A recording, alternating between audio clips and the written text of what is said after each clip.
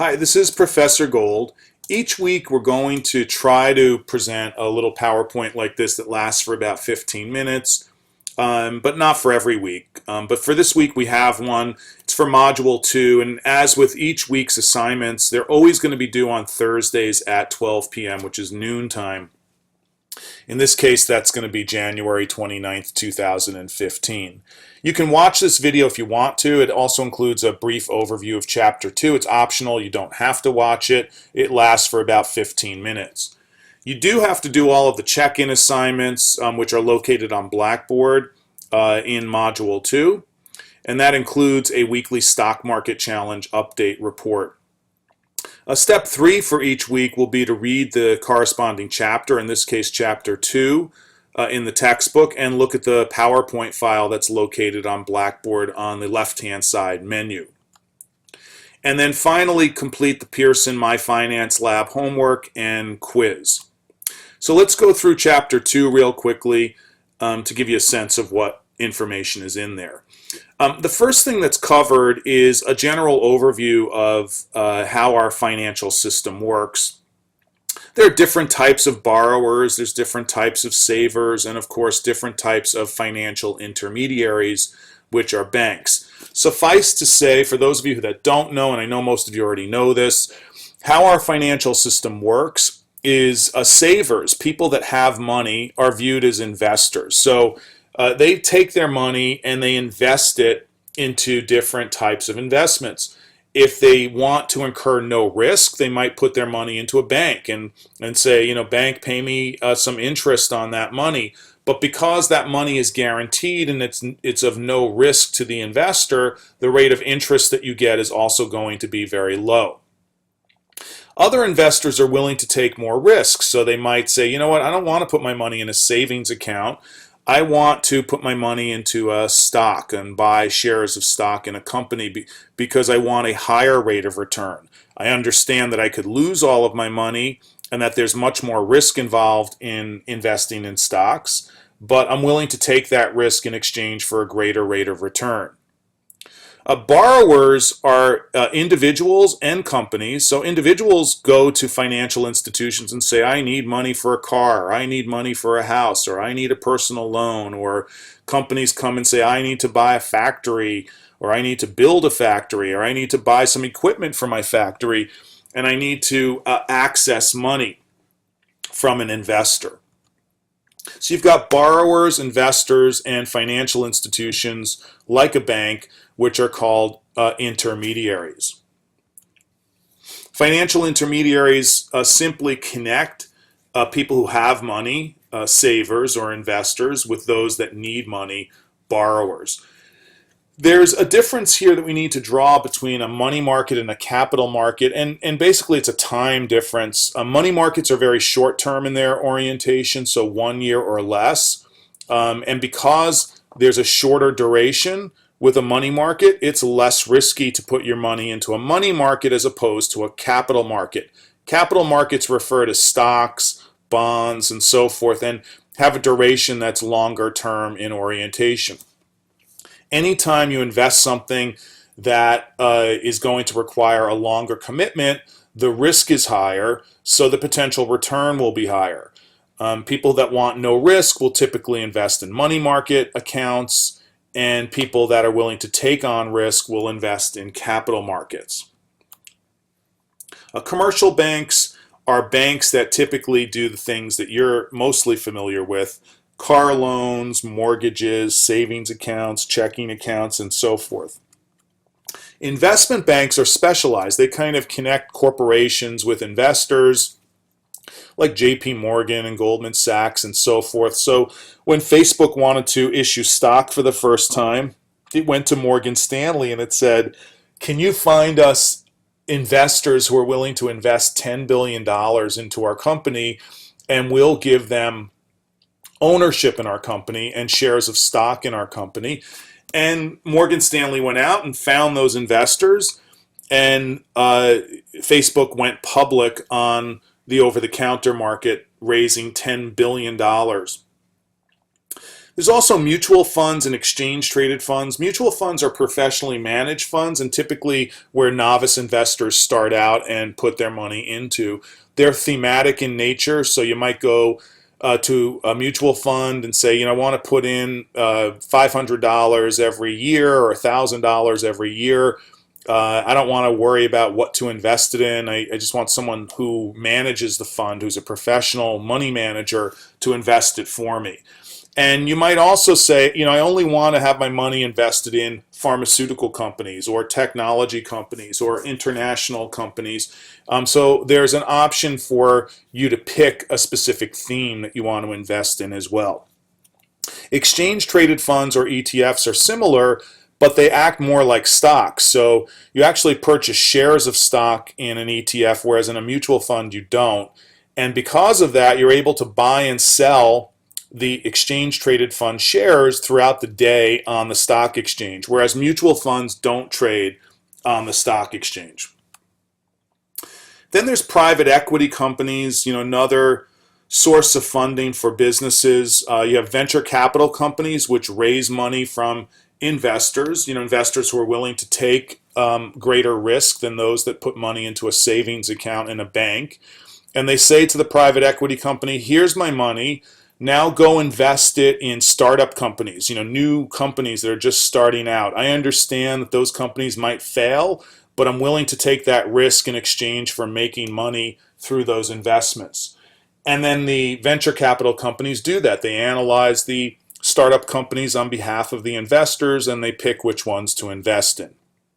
Leverage buyout firms, on the other hand, which are also private equity companies, acquire established companies that are typically struggling financially, turn them around, and then sell them for a profit. So that's a little bit different. They're not sort of investing in startup companies, they're buying and acquiring established companies that have run into some trouble. There's a lot of talk in this course about markets, so I just want to give you a simple supply and demand graph here to explain what a market is. Simply put, there's markets for everything. There's markets for food, there's markets for education, there's markets for money, there's markets for chairs. Everything has its own market, and a market is a place where buyers and sellers meet and agree on a price for that good or service. In this particular graph, you see supply and demand on that graph, and then on the vertical axis is price, and the horizontal axis is quantity. Those are your two variables, price and quantity. And those two variables interact with buyers and sellers. So as you can see with the demand curve, which is downward sloping, the demand line, as the price of something is very high, the demand for that particular good is very low. But as the price goes down, let's say to P1 from where it says price, the demand increases, or the quantity demanded increases. That should make sense. When something's really expensive, you don't really want to buy it. When something's less expensive, you might be more inclined to buy it. The supply curve or line is upward sloping, so there's a positive relationship between these two variables. When price is low, the quantity supplied is very low. So people that make stuff don't want to make too much stuff when the price is low because they can't make much of a profit. But when the price goes up, suppliers are more inclined to produce more because they can make more money. And where these two lines intersect is the equilibrium point or market price. Sometimes in certain markets, like the stock market, the equilibrium or market price is established in real time, whereas let's say at the supermarket, you may go down the cereal aisle and see the price of cereal is way too expensive, so you don't buy it. But the price doesn't get adjusted lower for a while until the cereal makers realize no one's buying their cereal, in which case they start to lower the price to get consumers to buy cereal again. In the capital markets, there's two different types of markets that we'll talk about, the stock market and the bond market. The stock market brings together people that are willing to invest money into companies in exchange for ownership. The bond market brings together people who are willing to lend companies money in exchange for interest. It's important to note that in each of those markets, there's a certain cost to access that capital to the company. In the case of the bond market, the company has to pay a rate of interest. And depending upon what that rate of interest is that the lender or investor is willing to take will depend on whether or not the company is willing to borrow that money. So if someone says, well, I'll lend you the $1,000 company X in exchange for 90%, you might say, oh no, I don't want to pay 90% interest to you because I can't make that much money off the $1,000 I'm borrowing. Whereas on the ownership side, the right side, someone might say, well, I'll invest money in your company. You don't have to pay me interest. I simply want 90% ownership of your company. Well, that company might also say, no way, I'm not going to get $1,000 from you and give you 90% ownership in my company, so they don't take the money in that particular case. So it's a negotiated price in terms of what the cost of capital is. There's also primary and secondary markets you need to know about. The primary market is when a company sells ownership in its company directly to the public. And here you see Mark Zuckerberg on the day that Facebook went public and sold its shares to individuals and other entities directly. That's called a primary market transaction, and typically those are initial public stock offerings and so forth. A secondary market is when somebody already owns Facebook stock and says, you know what, I want to sell my stock. Who do I sell it to? Well, you sell it to a buyer that wants to purchase those shares. This is where most transactions occur on the stock market every day. There's buyers and sellers. There's no company involved in this particular transaction. It's just individuals transacting with other individuals. There's debt and equity securities. Debt securities are, typically bonds and loans that companies incur. And equity securities are common in preferred stock. You might want to pause this at this point and review this table because there's a number of questions on the exam related to the differences between common and preferred stock. But suffice to say that common stock shareholders have voting rights, so they can elect the board of directors, whereas preferred stock owners do not have voting rights. And in the case of liquidation, if a company goes out of business, preferred stockholders get paid back first before common stockholders. Those are just a couple of distinctions, but you should review this table and the textbook. There's a couple of key terms for bonds that you need to know. Par value or face value of a bond is the amount that the company initially borrows, and you can see on this particular bond the face value is $1,000. That's pretty much typical. The coupon is the dollar amount the company agrees to pay the lender each year. So they might say on a $1,000 bond, we'll pay you $72.50 a year. In that case, it would be a 7.25% coupon rate.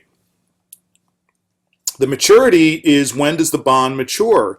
Well, this particular bond already matured. It says it was due in 1995. It's an old bond, but a new bond would say it matures in 2025 or something like that.